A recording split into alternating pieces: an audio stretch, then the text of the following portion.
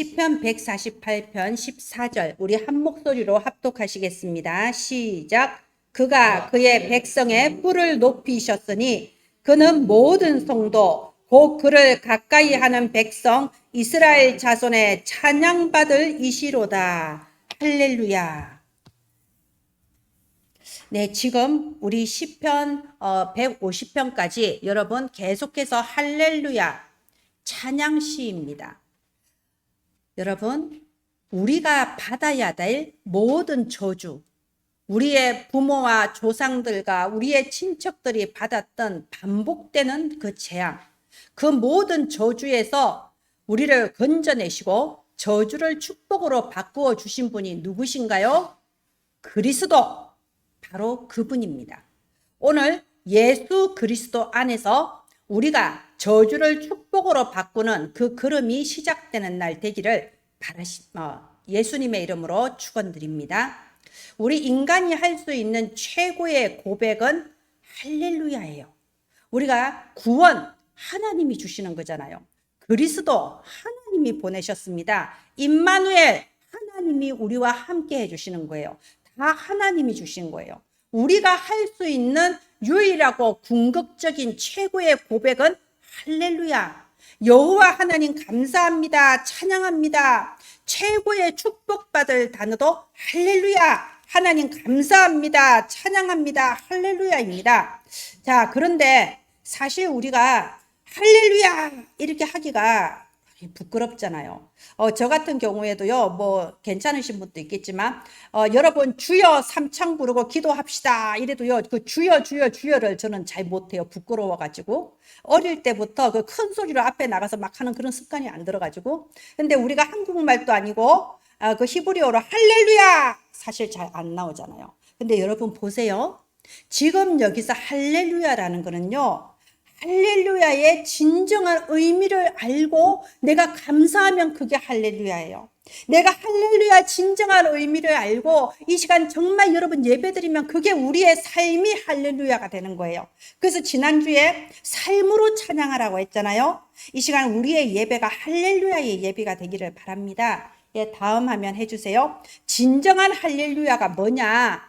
여러분 지금 이 시편 148편 같은 경우에는요, 이 이스라엘 백성들이 70년 동안의 포로 생활을 마치고 드디어 귀환했을 때, 기적적으로 귀환했을 때, 우와, 오랜 기도가 응답받았다. 그 포로 생활의 서름과 고통은 이제 끝나고 우리가 귀환했다 이러면서 쓴 게 시편 148편입니다. 그런데 우리가 이렇게만 이해하면 진정한 할렐루야를 모르는 사람이에요. 여러분, 제가 이 말씀 드리는 거는요, 언제나 겉으로 보이는 현상, 겉으로 보이는 상황, 겉으로 보이는 모습을 기준으로 삼으면요, 100% 사단에게 속습니다. 그래서 언제나요, 하나님의 자녀는요, 보이지 않는 영원한 거, 영적 세계를 볼 수 있고 깨달을 수 있어야 돼요. 이게 하나님의 자녀, 구원받은 자입니다. 베드로전서 1장 4절에 보면요, 하나님께서 우리에게 유업으로 주신 게 뭐냐? 썩지 않고 더럽지 않고 쇠하지 않는 거, 없어지지 않는 거라고 했어요. 하나님께서는 우리의 영혼을 구원하셨고 우리의 영적인 그 근원적인 문제 해결하셨습니다. 근본을 바꾸어 버리셨습니다. 근원적인 저주를 근원적인 축복으로 바꾸어 주셨습니다. 이와 같이 하나님은 영원한 것을 우리에게 주셨는데 우리는 눈에 보이는 것, 썩어지고 없어질 것을 기준으로 삼으니까 항상 헷갈리고 항상 의문이고 항상 신앙이 애매모호한 거예요. 교회를 다녀도 왜 오직이라고 하냐? 왜 오직 예배를 드려야 되냐? 왜 오직 그리스도냐? 아니 국내도 살기 바쁜데 무슨 오직 성교까지 하냐? 항상 의문이 든 거예요. 이해가 안 되는 겁니다. 하나님 나라의 기준과 세상 기준은 다른데 자꾸 세상 기준을 가지고 판단을 하려니 판단이 됩니까? 하나님의 수준과 내 수준은 다른데 자꾸 내 수준을 가지고 생각을 하려니까 답이 안 나오잖아요. 그죠? 그래서 베드로전서 1장 4절 하나님께서 우리에게 주신 것은 썩지 않고 더럽지 아니하고 쇠하지 아니하는 영원한 것을 우리에게 유업으로 주셨어요. 그래서 언제나 겉에 보이는 걸 기준으로 삼으면 답을 못 찾는다니까요. 답을 못 찾으니까 응답도 못 받아요.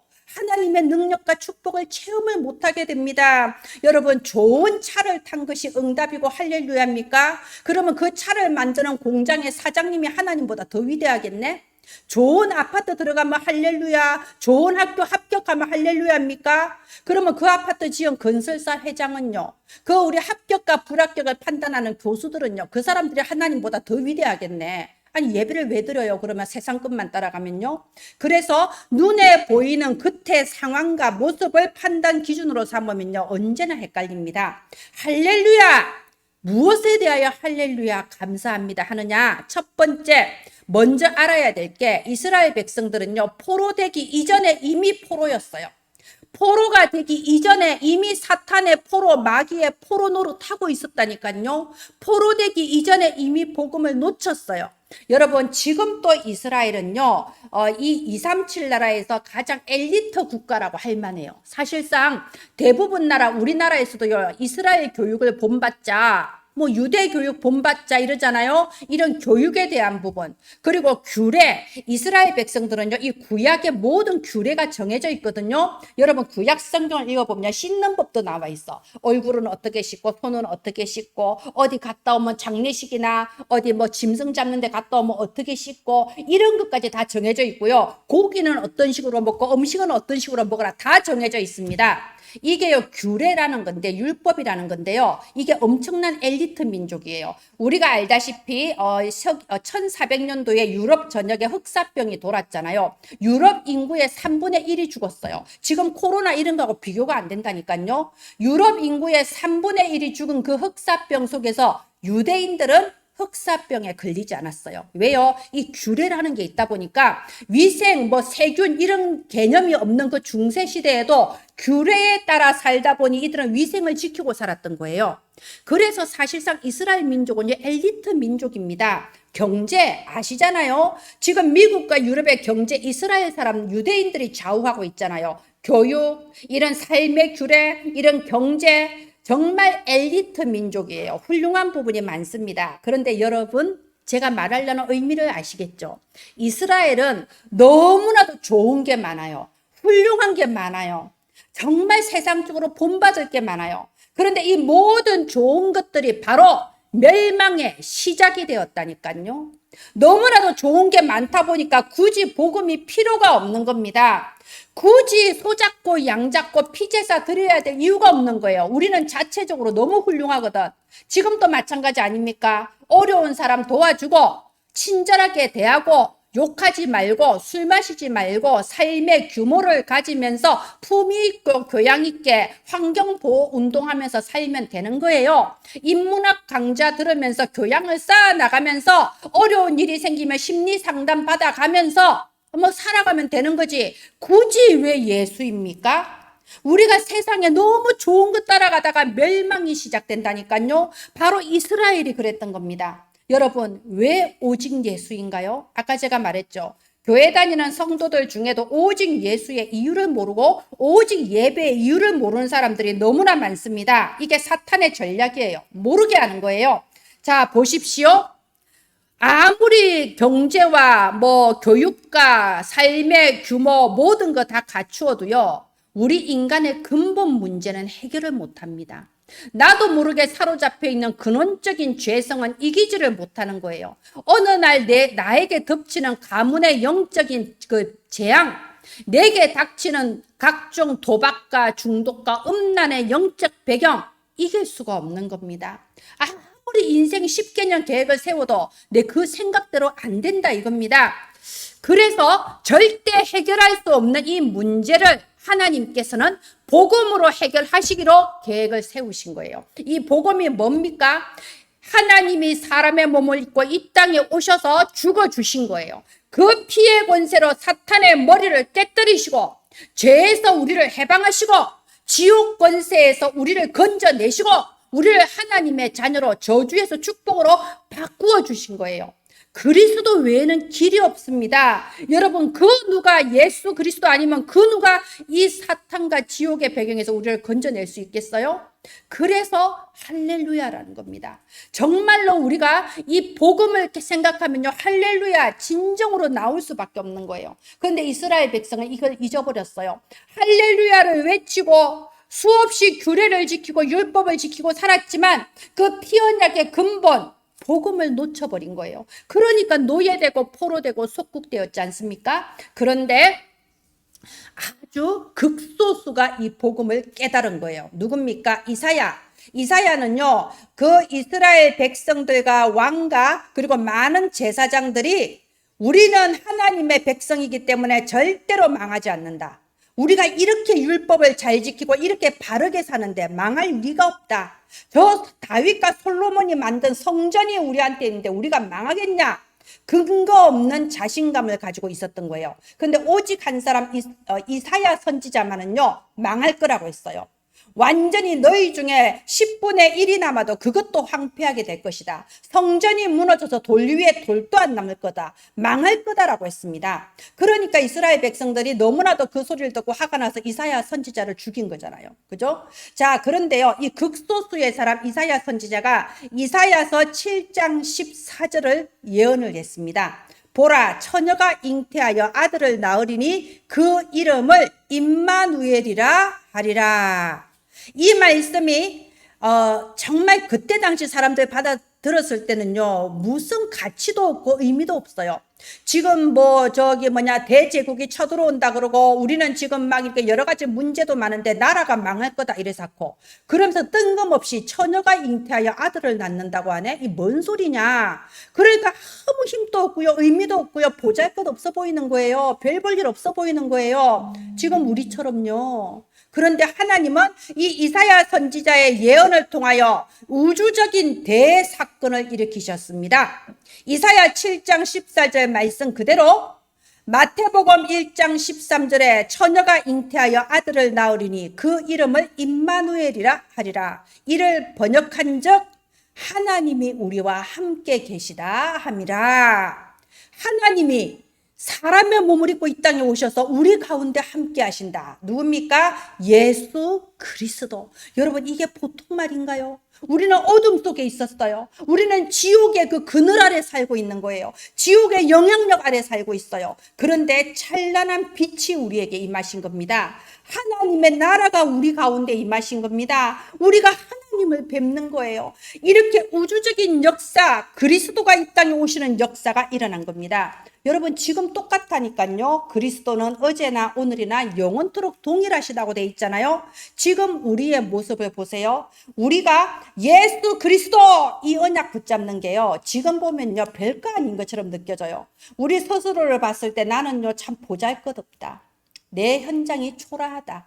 나는 연약하다. 내가 예수는 그리스도라고 모든 문제 끝이라고 외치지만 이게 세상 사람들이 알아주나? 무슨 의미가 있나? 착각하기 너무 좋습니다. 실제로 성경이 항상 그랬어요. 그런데 하나님은 지금도 마찬가지입니다. 가장 연약한 내가 그리스도, 이 복음 언약 붙잡았을 뿐인데 하나님은 여러분을 통하여 여러분의 가문을 바꾸시는 거예요. 하나님은 여러분을 통하여 전 세계를 바꾸시는 거예요. 언제나 하나님의 역사는 그랬습니다. 다니엘과 이 세 청년이요 바벨론에 끌려올 때는요 정말 힘없는 전쟁고아 아닙니까? 왕이 한번 딱 이러면 그냥 죽는 거예요. 전쟁고아, 인질로 끌려온 거잖아요. 그런데 바벨론 전역을 다스리는 총리가 됐습니다. 이 왕들이 다니엘을 통하여서 자기 제국 전체에 조서를 2번이나 내렸잖아요. 너희들은 다니엘이 섬기는 이 하나님을 섬겨라. 유일하신 여호와 하나님이다. 이렇게 조서를 내렸잖아요. 전 세계 바꾸는 역사가 일어났어요. 그 뒤에 바사 제국 마찬가지입니다. 힘있어 보이는 대강대국 바벨론은 망했습니다. 그 뒤에 바사 제국이 일어났어요. 근데 이 바사 제국의 때에도 에스더, 이 힘없는 여자, 고아, 어린 소녀 에스더를 통하여서 하나님은 그 제국 전체에 또 조서를 내리게 했어요. 불임절을 정해서 여호와 하나님을 오고 오는 여러 세대에 찬양하게 만들어라 증거를 주신 겁니다. 지금도 마찬가지예요. 여러분, 내 모습이 연약하고 초라하고 내가 가진 거는 복음 하나밖에 없다. 저는 농담으로 이렇게 말합니다. 전 가진 게 없어요. 복음과 돈과 매력밖에 없어요. 이렇게 말하는데 이건 농담이고요. 여러분 자존감을 가지세요. 우리는 뭘 가지고 있다고요? 복음을 가지고 있잖아요. 내가 복음 가지고 있으면 하나님은 여러분을 통하여 모든 것을 역전시키는 겁니다. 자, 그런데 언제요? 자, 우리가 지난 초다세 집중 동안에 7망대, 7여정, 7이정표를 나누었죠. 여러분 이 7이정표 무슨 소리입니까? 갈보리산부터 로마까지 우리는 이 속에서 내 인생의 이정표를 점검할 수 있어야 돼요. 내가 지금 갈보리산에 있냐, 감람산에 있냐, 어디에 있냐 여러분 점검을 할 수 있어야 됩니다. 그런데 하나님께서는 반드시 여러분을 로마까지 인도하세요. 여러분을 통하여 모든 것이 달라지고 모든 사람을 살리는 그 로마의 자리에 여러분의 로마 땅끝으로 인도하시게 되어 있다는 겁니다. 저는 언제나 증인입니다. 제가 겨우 한 25년, 30년 전에요. 그냥 저 시골 읍단위 동네에서 국민학교 교문 앞에서 복음 전하던 사람이에요.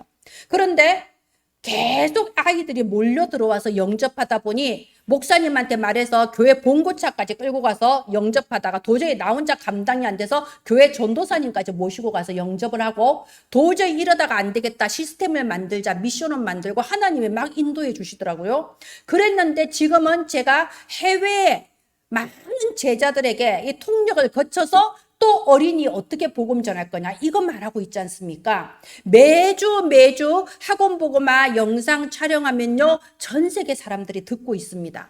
하나님이 내가 가진 건 복음 하나밖에 없는데 내가 한 거는 복음 전할 줄 아는 것밖에 없는데 하나님은요 인생을 역전시키는 거예요. 지난번 초동신학원에서 강의했는데요. 강의 끝나고 어떤 권사님이 너무 아무튼 좋다고 그래요.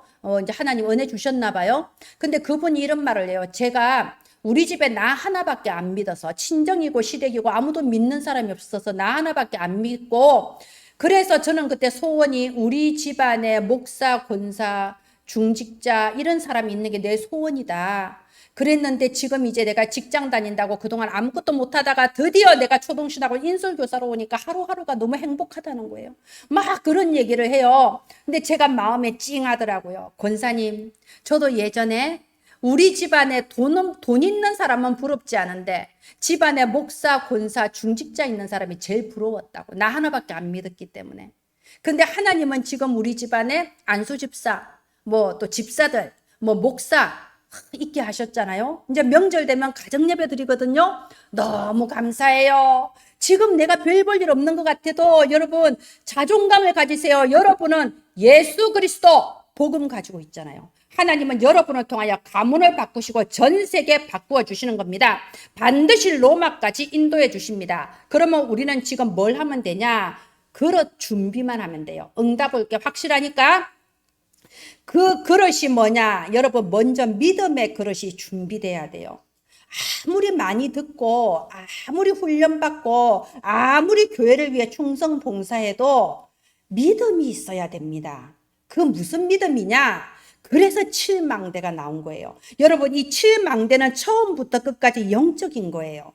베드로전서 1장 4절에 참으로 썩지 않고 더럽지 않고 없어지지 않는 영적인 이 축복, 내가 받은 보좌의 축복을 믿는 믿음의 그릇이 먼저 준비가 돼야 됩니다. 두 번째, 생각의 그릇이 준비돼야 됩니다. 그게 7여정입니다. 여러분 지금 나오는 이 7여정, 10가지 비밀, 10가지 발판 이런 7여정 제가 저 프린터물 놔뒀잖아요. 무슨 의미인지 좀 읽고 묵상을 하십시오. 이것은요 우리가 로마까지 갈 전도자로 내 생각의 그릇을 준비하는 거예요. 우리는 이것만 준비하면 됩니다. 그래서 정말 이 시간에도 하나님 감사합니다. 근본 문제 끝내주시고 저주를 축복으로 바꾸어 주신 그리스도께 감사합니다. 진정한 할렐루야 시간 되기를 바랍니다. 다음 화면 해주세요. 예, 우리가 오늘 이 시편 148편을 보면요. 한번 보십시오. 1절부터 6절까지는 무슨 내용이냐. 할렐루야 하늘에서 여호와를 찬양하며 높은 데서 찬양하며 천사여 찬양하며 하늘 군대가 그를 찬양하며 해와 달이 찬양하고 별들이 찬양하고 하늘의 하늘도 찬양하고 하늘의 물도 찬양하고 하나님께서 이 모든 천상의 존재들아, 하나님이 창조하신 천상의 존재들아, 하나님을 찬양하라. 이게 나오고 있습니다. 그럼 또 7절부터 10절까지는 뭐가 나옵니까? 용들과 바다와 땅에서 찬양하라. 산들과 괴수와 나무와 짐승과 가축과 새와 이 모든, 말하자면 지상에 있는 모든 존재들아 하나님을 찬양하라는 겁니다. 그리고 11절부터 13절까지는요, 세상의 왕과 백성과 고관과 재판관과 총각과 처녀와 노인과 아이들, 이 세상의 모든 인간들아 하나님을 찬양하라 라고 했습니다. 여러분, 이게 지금요 창세기 1장에 나오는 창조 순서를 따라서 지금 이걸 쓴 거예요. 하나님께서 먼저 하늘의 존재를 창조하시고요, 그 다음에 땅에 있는 모든 존재를 창조하시고 마지막에 인간들을 창조하셨어요. 그래서 모든 만물의 주인이 누구냐? 여호와 하나님이십니다.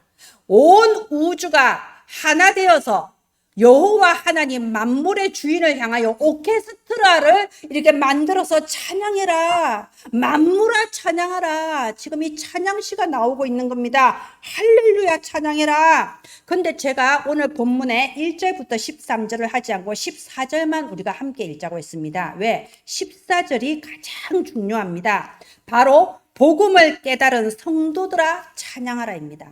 우리가 찬양하라입니다. 그분은 그의 백성의 뿔을 높이셨다고 되어 있습니다. 여러분, 이 뿔을 높인다는 말이 뭐냐? 영광과 존귀를 높이신다는 거예요. 하나님은 우리를 특별하게 선택하셔서 특별한 은총을 주셨어요. 특별 은총. 우리 신앙용어로 일반 은총과 특별 은총이 있습니다. 일반 은총은 이 봄에는 따뜻해지고 밤이 되면 어두워지고 비가 내리고 이런 온 세상 사람들이 함께 누리는 은총을 일반 은총이라고 해요. 특별 은총은 구원받은 사람에게만 주신 특별 은총이에요. 하나님은 우리에게 특별 은총을 주셨어요. 그럼 점검해야 돼요. 내가 무슨 특별 은총 받았냐? 내가 알고 있냐? 점검해야 됩니다. 첫 번째 은총은요, 우리에게 영적 지혜를 주셔서 영원이란 걸 깨닫게 하셨어요. 제가 지금 계속 영원에 대해서 말합니다. 썩지 않고 더럽지 않고 없어지지 않는 거. 세상 사람들은 보이는 거, 들리는 거, 느끼는 거밖에 모르지만 우리는 보이지 않는 거. 그렇기 때문에 영원한 거, 영광스럽고 존귀한 가치를 가진 영혼을 알게 하셨어요. 이 세상에는 영혼이라는 게 존재를 하며 하나님의 나라가 존재하며 우리는 예수 그리스도의 피로써 이 하나님 나라의 백성이 된 겁니다. 영혼을 깨닫게 하셨습니다. 그래서 세상 사람들은요, 이 구원받은 자 이해하기가 힘들어요. 일요일에 좀 쉬지 왜 굳이 교회를 가냐? 그 힘들게 번 돈은 뭘 헌금을 하냐? 너나 잘 먹고 잘 살지 무슨 전도 선교를 하냐? 하나도 이해가 안 돼요. 육신의 눈으로 보니까. 그런데 우리는 눈에 보이는 지상의 가치를 가지고 보이지 않는 영원한 세계, 영원한 가치로 바꾸는 사람들 아닙니까? 자, 우리는 어떤 특별 은총을 받았냐? 에베소서 한번 보세요. 에베소서 너무 중요하기 때문에 한번 함께 보겠습니다. 에베소서 1장 7절 보면요, 너희는 그리스도 안에서 그의 은혜의 풍성함을 따라 그의 피로 말미암아 속량 곧 죄사함을 받았느니라. 우리도 저 짐승들처럼 그냥 눈에 보이는 것만 보고 살다가 썩어지고 없어질 존재였는데 예수님의 피로 우리의 모든 죄를 사하시고 우리를 해방시켜 주신 거예요. 그게 어디서 나왔냐? 에베소서 1장 11절. 그의 뜻의 결정대로 계획을 따라서 예정을 입어서 우리가 기업이 되었다. 하나님은 영세전에 절대 계획을 세우셨어요. 그 계획 안에 저와 여러분 한 사람 한 사람을 예정을 하셨어요. 그래서 우리를 부르셔서 하나님의 기업이 되게 하신 겁니다. 2장 넘어갑시다. 5절에 보면요, 허물로 죽은 우리를 그리스도와 함께 살리셨다. 이 허물이라는 거는요, 내가 지은 죄가 아니고요, 원죄 말하는 겁니다. 근원적으로 우리는요, 타락한 존재고 근원적으로 지옥 갈 수밖에 없는 존재예요. 이 우리가 허물과 죄, 원죄로 말미암아 이미 죽은 상태인데 예수 그리스도의 피로써 우리가 죄사함 받고 살아난 겁니다. 그냥 구원만 받은 게 아니고요. 6절에 함께 일으키사 그리스도 안에서 함께 하늘에 앉히셨다. 하늘 보좌에 앉는 그 자녀의 권세와 축복 주신 겁니다. 7절에 오는 여러 세대에 나타내려 하심이라. 우리를 통하여 가문의 흑암 배경이 완전히 무너지고 오는 여러 세대에 이 은혜가 전달되게 하신 겁니다. 가장 중요한 거 8절, 너희가 구원받은 것은 무엇에 의하여? 은혜에 의하여.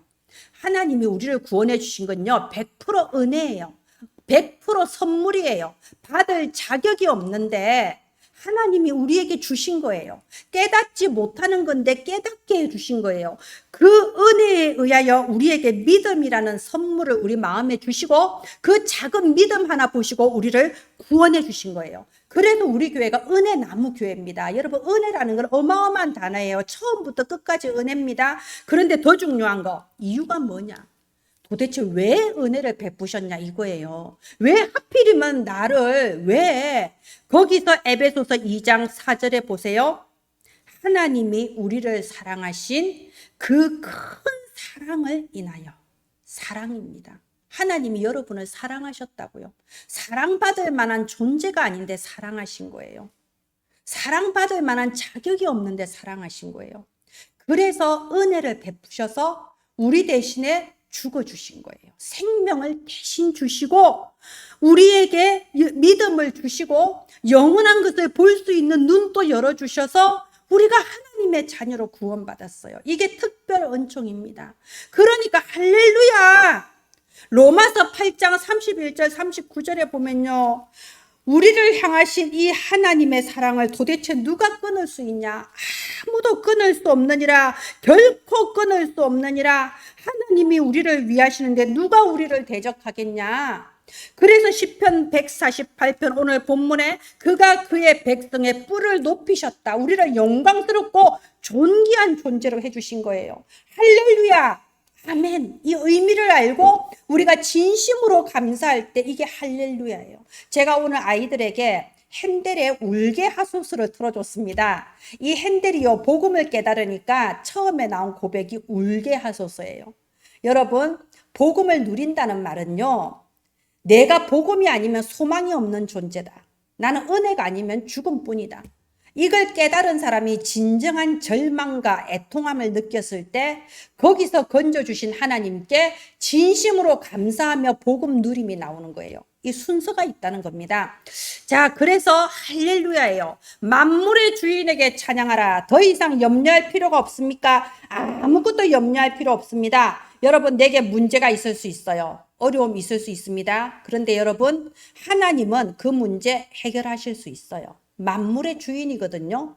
한 번에 고쳐주실 수 있어요. 그런데 왜 그 문제를, 그 고통을 아직도 우리에게 남겨두셨을까요? 하나님이 허락하신 겁니다. 그리고 그 문제 해결하실 수 있는 분도 하나님이시고, 응답하시는 분도 하나님이시고, 축복하시는 분도 하나님이세요. 모든 것은 하나님의 손에 달려 있어요. 그렇다면 우리는요, 이유만 질문하면 돼요. 그리고 내 그릇만 준비하면 됩니다. 무슨 그릇이라고 했나요? 믿음의 그릇. 그리고 생각의 그릇. 이것만 준비하시면요, 하나님은 하늘의 문을 여시고 쏟아 부어 주세요.